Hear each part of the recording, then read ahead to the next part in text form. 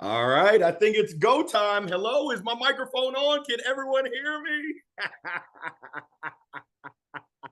welcome to the NSA Carolinas. This is our second installation of the week of Speaker Love. Just an overview. Our programming this week is designed to show not just NSA Carolinas members, but all of our guests, our families, our friends, our colleagues, our constituents, you name it. Some serious speaker love from the bottom of our hearts. Can you feel the love in the air? I certainly can. And if you can't, you will by the end of this week. So we're here to help you, and we want to help you twofold. Number one, we want to help you build a better speaker business. And number two, we want to help you be a better speaker. Ultimately, we're here to serve you, to take your business, to take yourself to that next level. Now, I encourage you, before we get into today's program, please explore our website, nsacarolinas.org. You'll see the lineup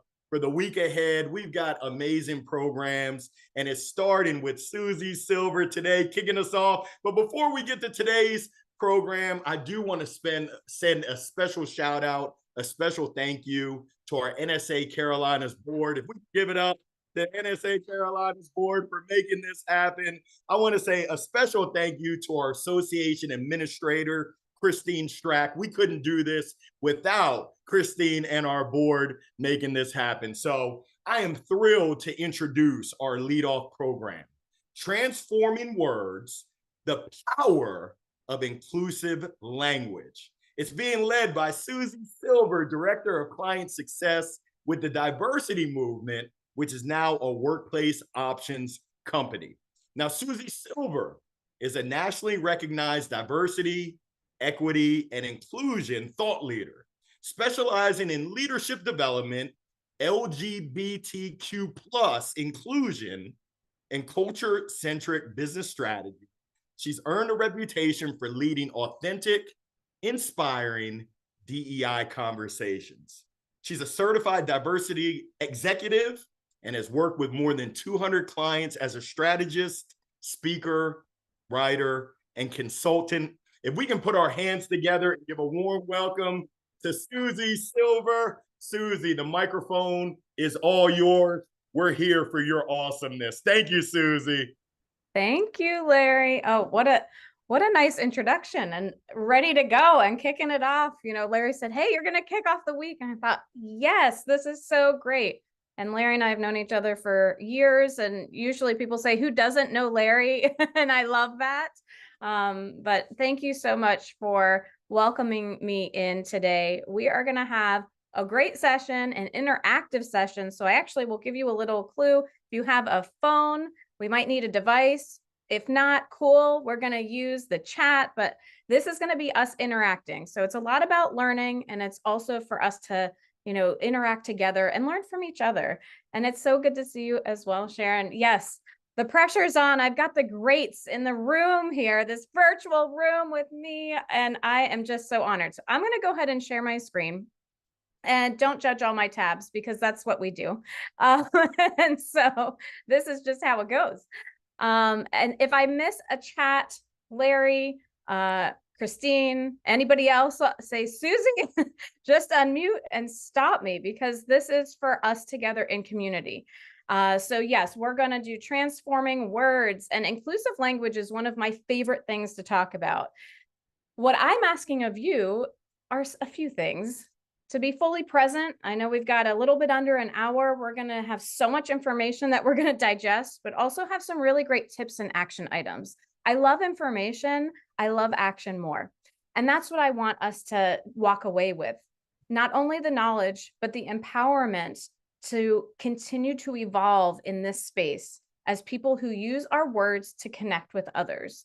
We're going to listen to understand and be curious. Practice those generous assumptions. And my FAQs are not frequently asked questions. They're fearfully asked questions. When we're having these types of conversations, oftentimes people are afraid to ask questions. Not only can you ask me questions here, please, please, please know that you can reach out. We can have a chat at any point about anything. So I just wanted to say welcome. A few things. This is the week of speaker love. I had to put the TDM color heart here, right? Which is the diversity movement.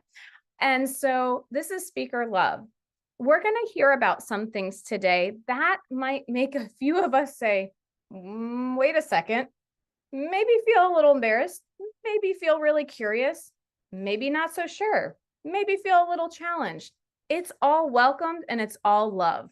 Actually, it was great that this is the theme, because it helped me really think about how do we come together in a space. And please know that you are safe to learn.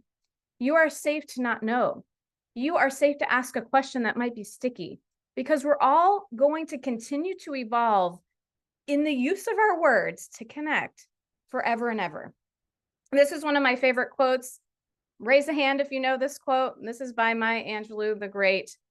Do the best you can until you know better. Then when you know better, do better. And, I really use this quote a lot, and I mean it. I mean it for myself. That's why I want to share it with others and bring people into this space together. So as we enter this learning space, this conversation space, you're safe. And there are no assumptions on my part of what we know and what we don't know. And that's how I approach this work every day. All right. We're going to talk about audiences. You're my audience today. I only hope I can connect with you today. This is a tool called Slido. If you would like to use Slido for this, I'm going to ask you a couple questions. Great. If not, I'm going to open my chat. All you have to do is scan this QR code, and it's going to pop up for you. No apps, no names, no anything. I'm not collecting anything on the back end. But if you can scan that QR code, we're going to ask a question. And if you want to use your computer, slido.com, and there's a number here, which I'll read it out loud, 1151513. And again, if this is not your thing, let's just go straight to the chat. I'll be monitoring both, just so you know. All right. So my question, and this is the same QR code up here, and this is going to appear as a text message. This is a great inclusive tool to use. If you don't know Slido and you want to know more, let me know. I'm not selling anything. I'm not an affiliate of them. I really like this tool. Who is your audience? Or who are your audiences? Plug those in. Again, I'm watching my Zoom chat, and this is just great because it's projected for everyone. Who do you speak to? Do you speak to executives? Do you speak to women? Do you speak to at conferences? Whatever your audience is, or whoever your audiences are, let's throw those in here. I can see one person is typing. Is everybody okay with the QR code that's engaging with it? Okay. If not, again, just throw this in the regular chat. Broad range of audiences, associations. Thank you. I speak to audiences from people managers to C-suite executives to nonprofit boards and groups, women and dentists. Wonderful. College students. Thank you. I love this participation. Physician leaders. And there's not a right or wrong answer. I'm not looking for anything specific. I'm truly curious. All audiences, associations, students, okay, C-suite, leaders across corporations and associations. Wonderful. And you can keep those coming. Again, this tool is great. It's anonymous. It's a safe place. Drop answers. I don't know who's giving me these answers. So this is a great tool. I see one more person typing, then we'll talk about this. Why did I ask this question? When we're thinking about, thank you, lawyers and corporate leaders, thank you. When we're thinking about our audiences, right here, what you provided to me is a diverse group. There's some overlap and there's differences, from lawyers to corporations, to nonprofits, to colleges, diversity and differences. And also what we want to think about when we say, oh, I'm going to speak today to a group of lawyers. What type of lawyers are they? I'm going to talk to students. What type of students? Are they high school, college? Are these graduate students? We want to think about the main umbrella of who we're speaking about, and then all the diversity within those audiences. I'm going to show you a graphic that I often show in these talks, and we're gonna keep going in just a moment. This is the diversity iceberg. This is used a lot in diversity, equity, and inclusion talks, and we're not really here to get into the specifics of this today. But when we're thinking about our audiences, yes, we have our main umbrella. We have the group that we're speaking to. And then there is so much diversity within each of those groups. How could we possibly know everybody's diverse characteristics? We can't. And it's really hard to think about all of it at all at one time. It can be overwhelming. What we really do want to understand is that we will continue to grow and learn and think about dimensions of diversity in those audiences. And it is our responsibility as people who connect with others to continually recognize our own dimensions of diversity and think about other dimensions of diversity. Oftentimes, we want to think about diversity in the term intersectionality. And what that means is there's multiple diverse factors in one person, in one group, which is what I'm speaking about. You know, myself, I'm a woman. I am, you know, a parent. I am entering the caregiving phase with some elderly parents. You know, I think about my communication style and what I know, what my personal values are. We want to think about all kinds of different things. I have an invisible illness. There's multiple dimensions to all of us. And as people for our livings that connect with others, we want to be hungry and curious about others every single day. And that's how we really can continue to engage and have people participate and connect with your messages. So that's the reason I wanted to start with that, is because we're going to go into ways that we can connect, and that will be through a few different things. So the next question I'm going to ask you, and then we'll really get into some of the bulk of the information. What are some ways that you connect with and or engage your audiences? What are some of the things you do? So is it storytelling? Do you think it's projecting in your body language? What are some of the things that are wonderful for you and that work? And again, there's not a right or wrong answer. We're actually going to learn from each other in these answers. So do your research in advance. I love that. And again, you can go right into the main chat. If you do not want to use the Slido, that is totally fine. I'm going to pause here for a moment. Right. Mm. Right. Oh, so walking into the audience and sitting with the audience. Yes, that proximity is an engagement tool for you. Stories. I love a story. Interactive exercises. Hopefully this this is right along something that makes you happy, this interaction here. Yeah, interaction again. Send a survey in advance so you understand maybe what's important. Stories, tech tools, yeah, cards, flags. Larry, I know your engagement, those microphones. I want one at some point. Keep them coming. I know there's more. Okay, wonderful. Thank you for this. Oh, there's more. Yes. The ways that we engage and connect will be unique to all of us. And then also some of us share the same things that we know, hey, this really works for me. This is something that I will get a standing ovation, or somebody will come up to me or email me and say, wow, that really resonated. Thank you for sharing this. This changed my life. This changed our workplace. This changed something, right? The impact. What was interesting and I love research, I will go into a research spiral many, many days of the week. And when I was actually researching this for myself, what are some ways that we connect and that I can connect with you, right? I speak all the time, but I'm never going to know everything. None of us will ever know everything. It was interesting. And the topic I'm talking on today, and I'm going to bridge into that in just a moment. There are lists all over the place. If you just went to Google, ways public speakers or speakers can connect with their audiences, all these wonderful things come up. They're all yeses. And it's not a but. This is one of my favorite things. The yes and. Does anybody else like to use the yes and instead of the but? And not one list in what I was researching, and it was probably about 10, listed inclusive language. Not one. And this is why it is so important for us to have this continued conversation today. What is inclusive language?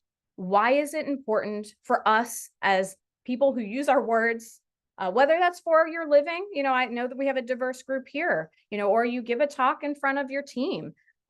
That is whatever you use your words for. This is for you, right? And it's for me too, because I am a continual work in progress.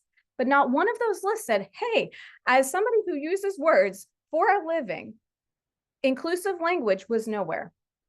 This is why we want to have this conversation. So what is inclusive language? Well, we want to think about when we use words and we are welcoming, right?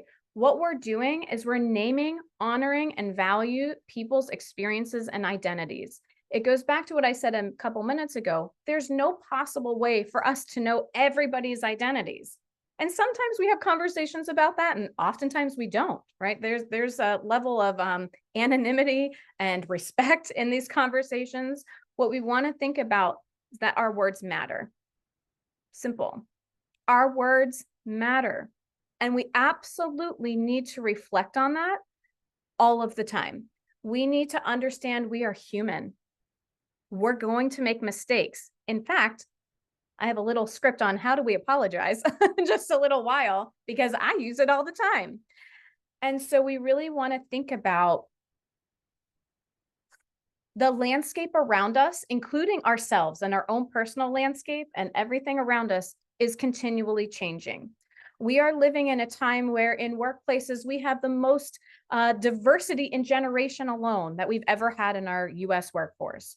We have a generation also coming up where their values and what they expect of others in any type of situation is changing and different. And we do have a lot of people, and I hope we're all included in that are holding ourselves and others accountable. We're also going to speak to that. Larry and I, we had that conversation. Hey, we need some tips on these things. So we're going to speak to that.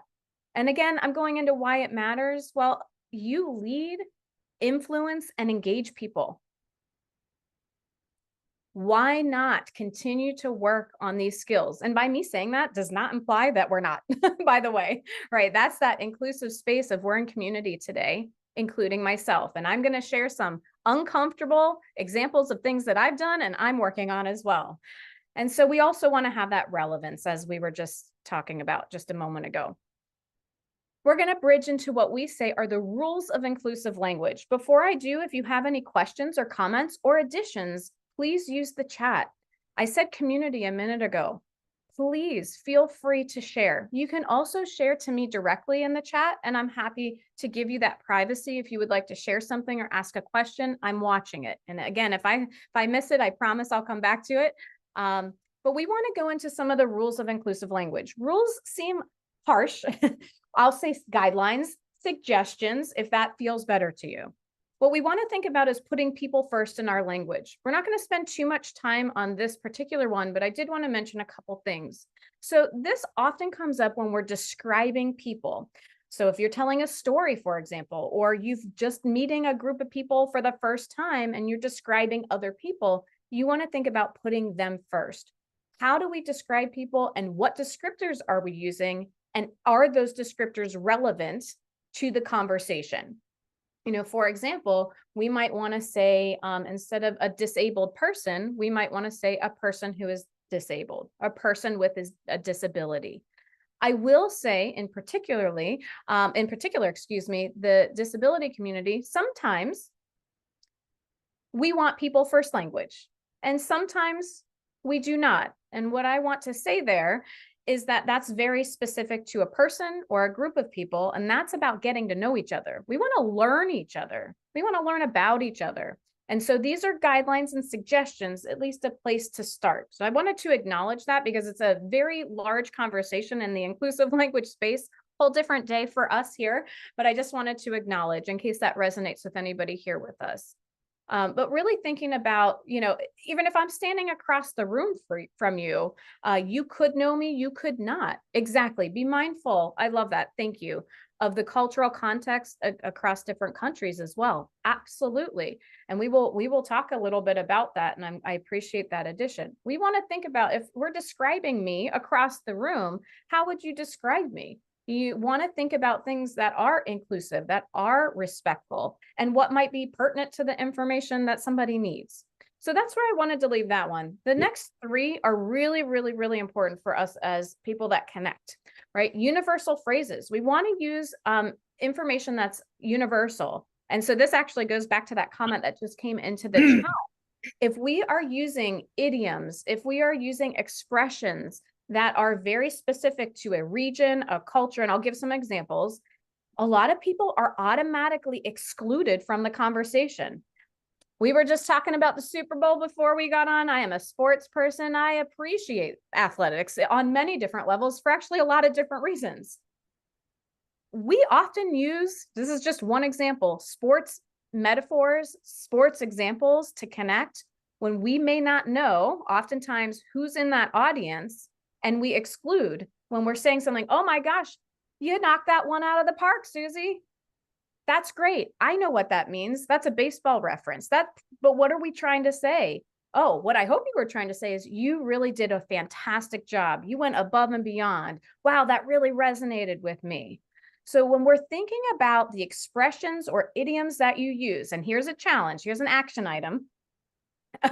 Yes, I have no idea exactly. No, I like hashtag no sports analogies. And I'm not saying, if you're, don't use them ever, right?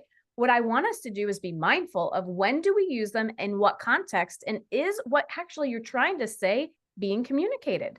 Because unfortunately, it just might get lost. And what you're saying is important. I want it to resonate with people. I know you want it to resonate and connect with people. So here's a challenge item for you. And this is great. This has helped me, and I'm working on it, right? With expressions I use, and I'll give a couple other examples, but we want to think about what are we trying to say? And is there a different way of saying that? What you can do is try to go through your talks, your keynotes. If you have a recording of yourself, if others have recordings of you, go through and actually watch it for the expressions or the idioms or the acronyms even that you use, and write them down. And it's not always oh, I can't say that. It might be, oh, wow, for this audience, that was very important. I'm glad I said it here. But I know in a month when I'm talking to X group, I might switch that up, right? What's realistic? What's attainable? This is not necessarily a right or wrong. This is ooh, I hadn't thought about it that way. Let me think about it. And so thinking about then also, if you don't have a recording, maybe in the next meeting you're in, I've asked this of my team, the meeting you're in or the talk you're giving, designate 1 to 2 people, say, hey, I just want you to listen to terms I'm using or maybe some expressions that I'm using, and ask them for feedback. We know we thrive on feedback because it continues to make us better. And so that feedback's okay. Thinking about, there was an example of a meeting. And so it wasn't a speech, just a talk, but it was a meeting, and there were a lot of papers being passed around, and people were leaving the meeting. And one person said, hey, when you are done, put your papers up when you leave. And that was a very specific expression, we would say. And then actually somebody in the room put their papers in the air because they honestly did not understand what put your papers up, which means, so I want to explain because there's no assumption that anybody here knows what that means. That meant put your papers really near the door on the way out of the room. Can you put your papers, the extra papers, in one place? And just by changing that up, it made everybody else, it would have been more included. And actually that was a real example from a couple of clients that I've worked with. That's happened multiple times. Last example here, and there's so many more, so please put them in the chat if you're thinking of some things. There was a multinational table, and there was a topic being discussed, and it needed to pause for a little bit. And this is a story somebody told me. They said, okay, we're going to table this topic for right now.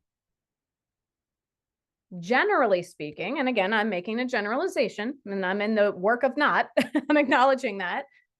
Generally, table this, especially in the US, means we're going to pause, we're going to stop, we're going to take a break. One of the other countries represented, table meant, oh, we're putting this on the table. We are talking about this now. Tabling meant it's in the moment. And so there was a cross-cultural difference in language. Now that's welcomed and we want to discuss it, but it did have a little point of contention because then people's values and needs were not being met in that moment. Yes. Oh, Sharon, yes, we're getting into this one now. I love that. It's as if we planned to keep going.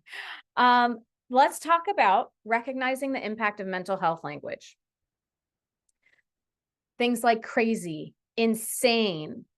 Oh, here we go. And Sharon, thank you for sharing immediately with this one, even before I started. This is the one I'm working on. Crazy and insane are the two that I work on the most. And this is why I'm going to go back to my introductions. Remember about 10 minutes ago or so, maybe 15 by now, I said we might hear some things that might make us go, oh no, or embarrassed, or oh my goodness. Again, we're human and we're all going to do these things. And it's okay. It's when we especially want to continue to evolve and continue to connect and resonate. That's what we want to think about. So crazy and insane, right? What are we trying to say? Wow, that was really wild. That was intense. That made me feel like. We want to use the language that we're really trying to communicate with. What are we trying to say? I'm repeating myself on purpose. Yes. So language veiled in ableism. So I appreciate this as well. So this edition, this is exactly what I wanted to talk about. Oh, Susie, she's so OCD about her presentations, which means obsessive compulsive disorder. Well, is that what you were trying to say about me? Or am I saying that about myself? Well, if this is not part of who I am, right? If we have certain identities, I'm not here to tell you anything about the language you use, right? When we are using things like, oh, I feel so ADD today or ADHD today, that might mean, am I trying to communicate? I might be having trouble to communicate, focusing today. Maybe, OCD, as I said, am I detail oriented? Is that what I'm trying to say? Or somebody to describe others? Yes. PTSD is a joke. Absolutely. Having a post-traumatic stress disorder. Oh, I got PTSD from that meeting or that talk or that situation. What are we trying to say and how are we communicating that? This language right here, especially those of us on stage, connecting with people, absolutely. Just by, if anybody's watching the chat, just by how active the chat's been in the last 2 minutes, this is something that means something to a lot of people. And a lot of people have in their own personal lives, one themselves, people who they love and they're and around them. And we really need to be mindful of what are we trying to say and how can we say it. So thank you for sharing. I really appreciate it. And I love when the chat becomes robust because I'm leading a conversation. This is about us together in conversation. The next thing I want to talk about, and again, Larry, you and I've probably had 3 conversations about this in the last couple of years, and the gender neutral, gender inclusive language. This matters. The very first thing that many of us do when we go up on stage is we'll run up on stage or we'll enter the conference room or we pop on screen is, good morning, ladies and gentlemen. Hi, guys. And it is usually by no fault other than that's what we do. And that's what we have only ever known. From the moment, that is usually the first thing that comes out of our mouths. We have excluded somebody in that room. And that goes to that there are many people that are in many different identities across gender, across sexual orientation, and across multiple dimensions, right? We talked about that a little while ago. And so what we really want to think about is how are we greeting the group? Hi, team. Hey, y'all. What's up, folks? What would be you? And use that. Have a few different ones. I think that, when we say, I'm working on guys, I do this every day, right? And I slip up. I said guys to my kids this weekend. I'm just going to tell you because this is real, right? I said it and I caught myself. I said kids instead. If we have a group and think about it, hey, ladies, you're talking to a group of women. Well, we don't actually know everybody's true identity unless they tell us. So Hello, good morning. I'm so happy that you're here. This is really exciting. We're together. Sometimes we don't have to say anything. We can change our tone, our tone and our interaction and what we're saying from the beginning. This one sometimes gets people a little bit, I'm going to shimmy it out when we talk about that. And we're going to shimmy it out if you need to shimmy it out, right? Or you can just say, take a deep breath. I'm not in a judgment zone. So I know behind the screen, somebody's saying, I have only ever said, good morning, ladies and gentlemen. And some of you may say, oh, I heard that one. And really, this whole, gender identity, gender spectrum thing is not for me. You could even be thinking, I don't agree with that. I'll say to you, okay. And here's my and again, and not a but. And our job is to connect with as many people as possible. And our job is to make as many people feel welcome and safe in our presence. And that includes all of us. And our language, especially in our greetings, it matters. So I'll leave that there. And hello is a complete sentence. Thank you, Nora. Yes. Be thoughtful about the imagery you use as well. Again, I think that's a little bit of a different day, different conversation, but I wanted to mention that and ask if you're not sure. A lot of us are afraid to ask questions. Sometimes if we just have a sticky question, say, hey, I have a question. Hey, this might not come out right. Or this is the first time I've asked something like this. Could you hold space with that? Most people say, sure, go ahead. It's okay to be vulnerable. I actually have scripts for us in just a few minutes of how to ask questions of ourselves and others. And this is one of those. If you really are wondering about something, ask a question. And I am a safe person, and our whole team at the diversity movement, we are safe people you can ask the stickiest, messiest questions to, and we will help and we will support.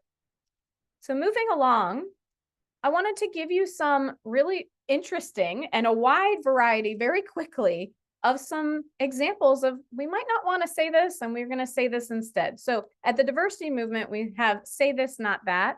I also, in just a few moments, have a gift from me to you and our team to you. So I'm really excited about that. And then we'll get into some other parts of our chat. So a few things that we may say as speakers, as people in front of other people, very gendered language. So we just talked about that a little bit, wanted to talk about it a little bit more here. So things like man the booth, mankind, man-made. This is not hating on men, okay? Love all. This is thinking about how we exclude others. So if we want to think about our inclusive language and how we transform that, it could be staff the booth, humankind, human-made. Manpower is another one. I'll often say people power. Some people might have other examples. So if you have other more inclusive terms than what I've listed here, I would love for you to put those in the chat. So again, we can continue to learn from each other. I would think that this would come up a lot, especially if you're working with tech people or you're actually an event coordinator. I have a whole bunch of stuff, not any eloquent terminology there. I have a bunch of information. If you are a meeting organizer, an event planner, please reach out because there's a lot of inclusive language misses, applications, registrations, all kinds of things. So if you have questions about that, reach out. But that's where this would come up a lot when you're working with the tech group. That might come up.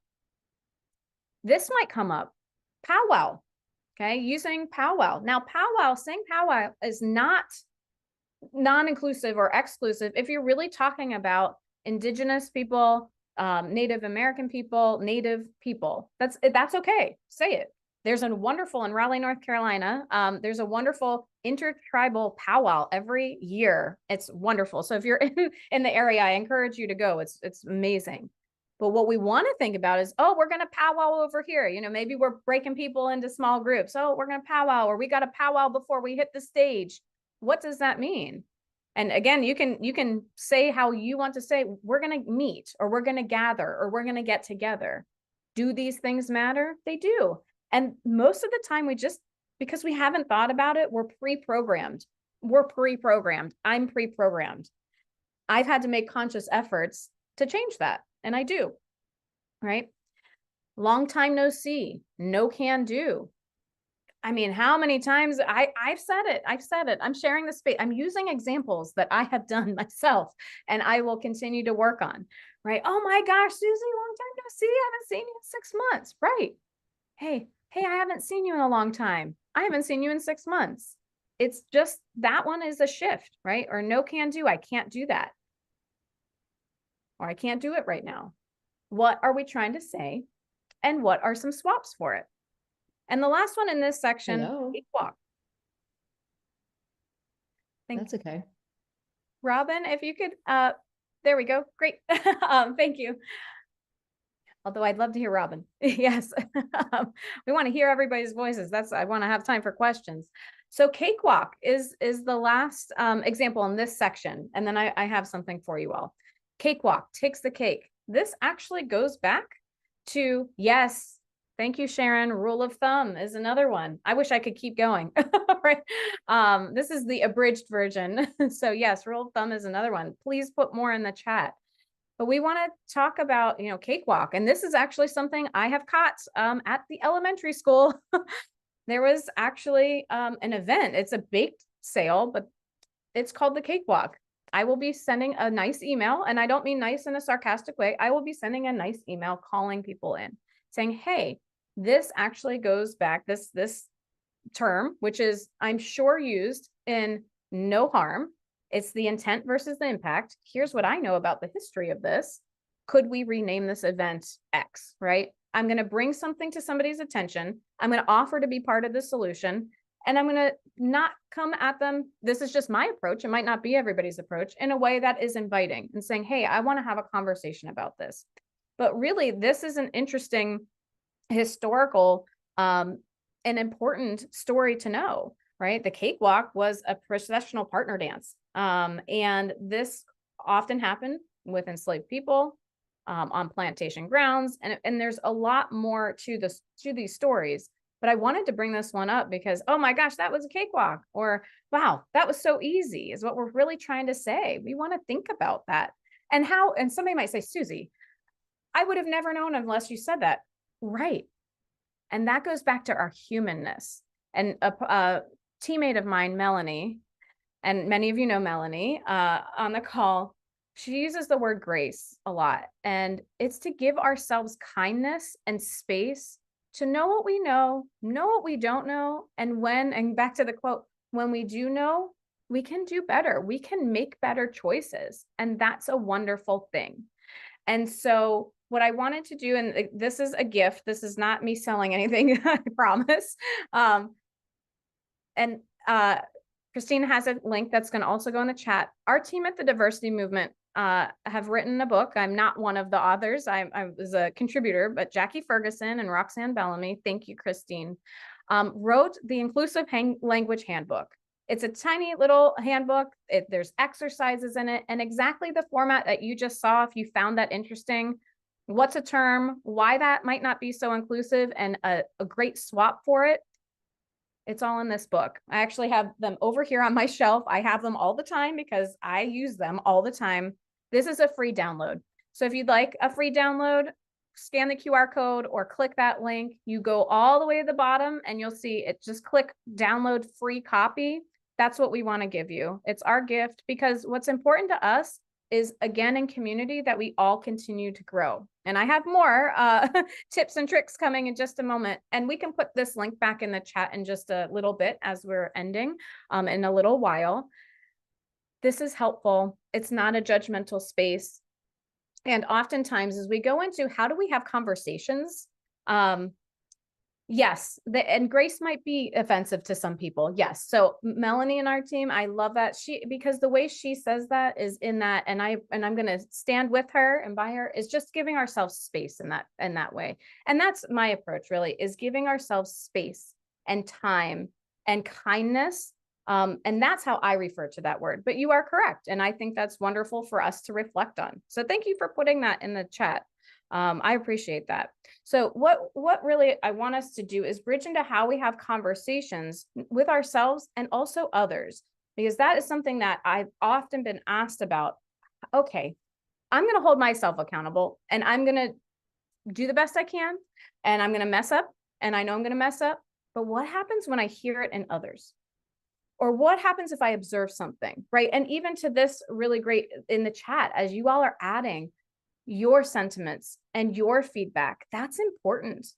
And actually, with feedback, you know what? The first thing I usually say is thank you, because it helps me learn. It helps me think. And the other thing, as we go into that, this next section here, is sometimes right here in this part, some people will say, or think, or feel, oh my gosh, oh my, I can't say anything anymore.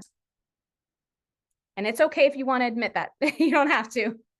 Oh my gosh, I can't say anything anymore. And the reason I say this, or somebody might be offended by everything I say, well, it goes back to giving ourselves space and being in spaces where you can give feedback and you can also receive feedback. Feedback is hard. Feedback is difficult. It doesn't feel good often. And also, we can look at feedback as something to help us grow. And so if that's your reaction, right, it's a real human reaction. Of course, because I'm bringing it up, I've heard it many times. I welcome it. If that's the reaction, honestly, all I ask you to do is ask yourself, why is that my reaction? And am I willing to do something about that? And you might not have the answer, and your answer might be no. Okay. And we want to think about the longevity of that answer. And so it's really that, again, that space and that time and that kindness to each other and ourselves to continue to learn. So thank you. If you have more, I love the chat. As you see, I'm going like this because when a chat is going, that really is important. So a couple quick tips, and then I want to open it up for some questions if you have questions, if that's okay. If we'll have a couple minutes for questions. A lot of times people say, am I calling somebody out, or am I calling somebody in, or calling somebody forward, or calling somebody up? This is where a lot of different language comes in. So if you have something that you say aligned with this, please, or even different, please put that in the chat. Calling out and calling in, I wish I could tell you in this exact instance, this is exactly what you do here. And in this exact instance, this is exactly what you do here. They overlap oftentimes. But I wanted to make sure we knew, calling out is usually and can be more public and more direct. I'll give an example. And then calling in can often be more private, sometimes more reflective. Sometimes they bridge. My approach and my personal tone, when I'm calling somebody out, it often is in what people would assume a tone is with calling somebody in. However, if we are in a situation where something is blatantly discriminatory, right, or exclusionary, and we know it, we can say that, saying, hey, Susie, I'm going to stop you here. I think we could redirect. Or is there a different way you could say that? Or could you tell me more about what you said? And I'm going to give you some of these scripts in just a moment. And so I really think that we want to think about what calling out means to you and what calling in means to you. That's an action item. You should define those. You can define them. I don't want to say should. I want to say you can define them, right? And so when a lot of us think about the public component of things, sometimes a lot of people will think, oh my gosh, that's so harsh. Somebody's going to yell at me, or I need to yell at somebody else, and it needs to get really heated. Sometimes that happens. Sometimes I can't control all of this, neither could you. However, it's our approach and our tone. So you can absolutely call someone out without it being that extreme. And sometimes it is that extreme. I want to acknowledge that, but oftentimes it's not. And then calling in is usually after, when it says private, it could be after a moment, or, hey, could we talk? I noticed this, or can we jump on a call? I want to discuss. And so that's what we want to go into right here. I'm going to put it, I'm going to click a lot. So if you want to close your eyes, because I want to be mindful of movement on screen. So I just wanted to mention that. And then I'm just putting everything up all at once. So here are some things that you can use. And Larry, when Larry and I were talking, we had I appreciate this conversation we had. And I am in this with you. We can hold ourselves accountable, but what happens and where the most silence and complacency happens is when we don't know what to say to others. And we are so uncomfortable that we wind up doing nothing, which also perpetuates problems, right? So what I want to encourage you to do, another action item, if you like this action item beyond the others, create 2 to 3 questions that you are comfortable asking of others when you hear something or see something, whether that's in the moment or after the fact. Be ready. So I've honed in on research. I told you, like to research, not only research the topic of this, but also been in this space for many, many years. And this is one of the things I coach on the most is how do we get beyond our own fears of messing it up, saying the wrong thing, not knowing what to do or say? How do we get through that so we're not silent and complacent anymore? And so what we have found, myself and my team, ask questions. Can you explain what you meant when you said, or tell me more about, or are you open to hearing a different perspective?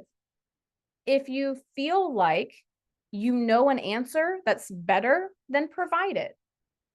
That's where people stop too. Oh, I can ask the question. But if somebody says, well, how would I do that better? I don't know the answer, Susie. I'm not going to say anything. You know what we can say? You know what? I'm not sure what to do or say. I'm working on this myself. But what I can say and what I do know is I'm holding myself accountable, and I'm going to walk through this with you, or I'm going to go through this with you, or hey, could we learn together? It's okay to share your vulnerability. It's okay. And you can even say, you know what? This is a time when I messed up. We're here doing this together. It's how we approach it and that we're ready for it. Unless we stop and have this conversation right here for these 2 minutes, we might not be ready. And what I'm hoping is that even if it's one person on this call that uses this or any other tip, we're already moving forward. And to me, that's impact. Impact is 1 day, 1 hour, 1 person at a time. And again, through a lot of years of time, research, and conversations, this right here has empowered more people to be more active. If we could say, hey, Larry, could we chat? I loved your talk. I noticed something. There was a little, expression or something in there. Could you tell me more about what you were expressing there? Say, okay, yeah, if you're open to it, there might be a more inclusive way to do that. It's up to us as I said, feedback's a little sticky to say, oh my gosh, thank you. Tell me more. And I say, tell me more back or I say that back because that's, again, it goes back to if you don't personally feel connected to any of what I've spoken about, I'm going to go business here. We don't mind talking about business. This is about business as well. We must remain relevant, active, and impactful to create continuous growth for ourselves. Now, if you have a conversation, and tell me maybe in the chat, who's been in a conversation and it has not been going well, and you need to not be in that conversation. Show me with the emoji or something in the chat. Who's been in that conversation where, yeah, maybe you've done that first part and it's not going well, and you're met with some hostility, might be some resistance, some emotions. Anybody in that situation before? And any type of conversation. I'm curious. I'm going to pause. All right. Well, y'all are lucky. If you haven't been in that situation where you're like, ooh, I don't know if I want to be in this chat anymore. What I want you to know is when you engage in conversations with others about our language or about our approach, it could be really about work. Forget about the topic of today. You're in a conversation and it's not going well. You have the right and opportunity to excuse yourself. You can say, hey, I see this is not productive for us. I really wanted to discuss XYZ with you, or I felt it important to discuss. I'm holding myself accountable for these conversations. Thank you for your time. If you ever feel like you want to have another conversation, you can then say, I'm always available another time, for further conversation. But if you don't feel safe, it's not going to go anywhere, then that's fine. Don't say that part. This is also where people get a little bit hung up. All right. Okay. I'm going to pause here for a second. Any questions, comments? We're going to talk about apologizing, then we're going to open it up for some questions. Would you mind sharing in the chat if you would like? And again, you can private message me if you want. What are some of the ways you've been apologized to that are not so good, that did not go well for you? Can you, or any words that are used in apologies that do not resonate or not impactful? Does anybody have any suggestions or experiences with apologies?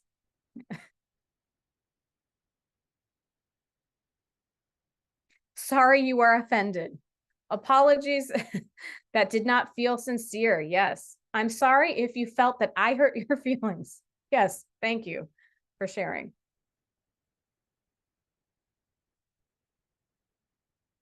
People like to say to me, oh, I can't say that now, can I? Right, exactly.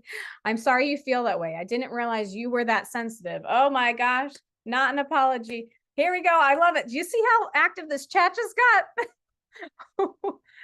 We've been part of it, and I am sure, and I'm not speaking for you, I was the worst apologizer ever. It's not a really comfortable thing to share, but I'm sharing that space with you all. When we are apologizing, and also when we're holding others accountable for apologizing, we want to remember, of course, that intent to impact. Then tailor the following script. I am sorry for, and be really specific about what it is, because as many of you are saying, these are not apologies. Also, a lot of them are passive aggressive, right? In the future, I will. Moving forward, I will. I'm now thinking about, right? There's a two-part, and sometimes there's a third part. Sometimes people say, I recognize the impact that created, or something, right? You can have a third part, but I like to say, let's keep it at two to keep it realistic, actionable. What's our apology? What are we apologizing for? And quite frankly, personally, I would rather somebody apologize to me 20 days after something happened if I knew that they took time to think about it and it was really specific and action oriented than to just say, oh, I'm so sorry I did that. I didn't mean to. Of course, I never intended to. Of course, most of us would never intend to. We want to recognize that impact, there's a disconnect oftentimes. And again, that's with receiving our own feedback to ourselves, receiving feedback from others. And a lot of times this comes through our language, right? Which is why I looped it into this conversation today. But I am sorry for, be really specific. Moving forward, in the future, I will. I'm thinking about, I have learned, whatever that second part is. And this is another one to be ready with. Be ready with the questions you want to ask of others, to call them in. If you want to call them out, whatever that is, be ready. Be ready. And it's not generic. It's that you're prepared. You're being proactive and not reactive. It's one of my favorite things to say. We're being proactive, not reactive.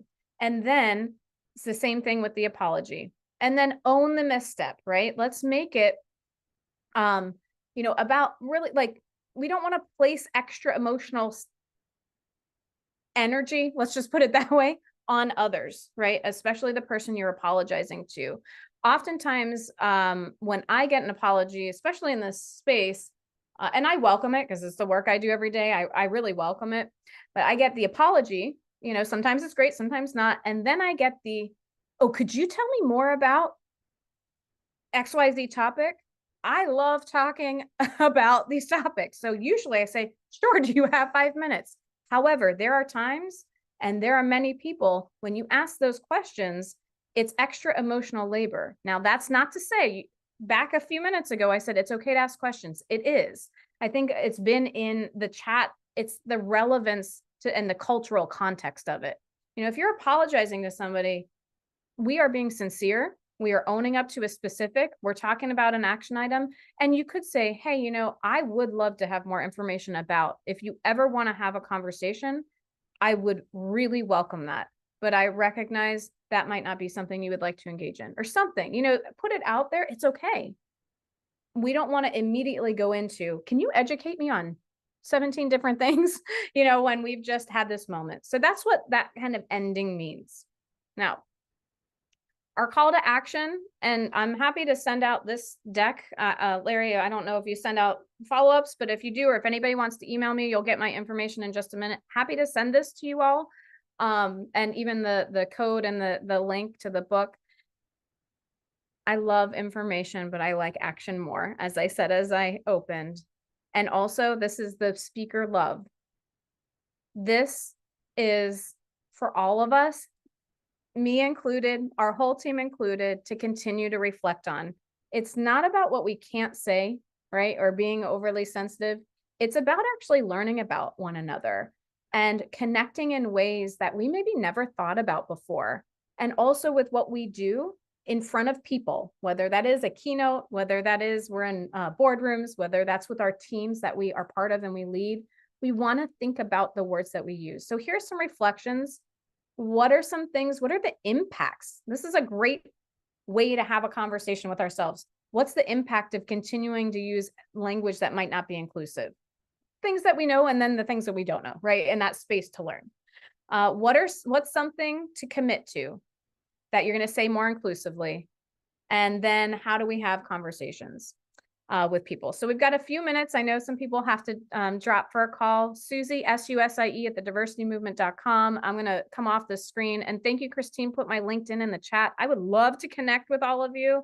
I am a people person, want to respect everybody's space as well. I am a click away. So First, thank you. let's give a round of applause. That was amazing for Susie. Oh, outstanding. Got us all thinking, being intentional. And Susie, just because we want to end on time, Yes. we're going to wrap.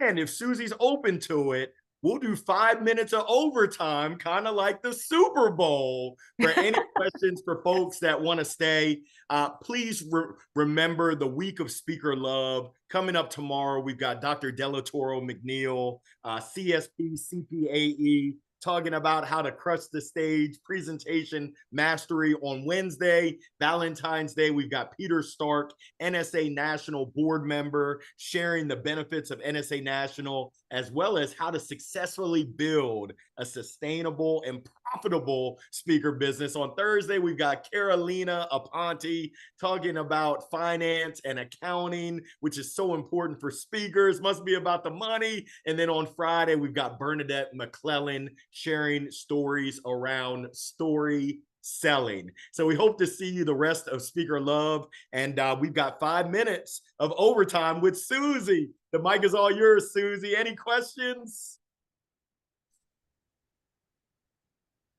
Or even stories you want to share. Open space. Thank you all. Hi, Deanna. Susie, this is Allie here, Ingersoll. Hey, Hi, I'm Allie. curious in the diversity movement, I was looking at your team members and your representation of race and LGBTQ and disability and your makeup of your team with their lived experiences.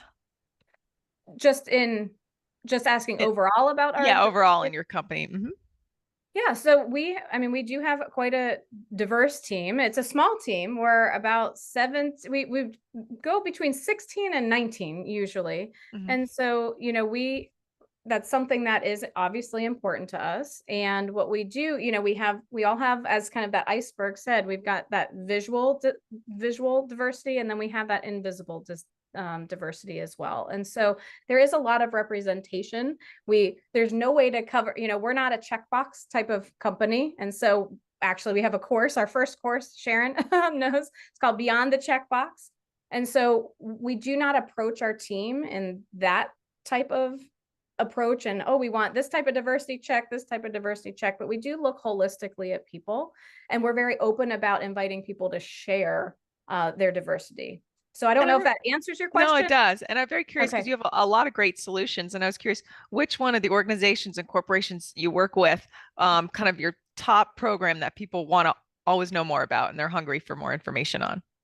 Oh, that's a good question and a hard one because we keep creating new things. I would say the few things right now is something called LeaderView.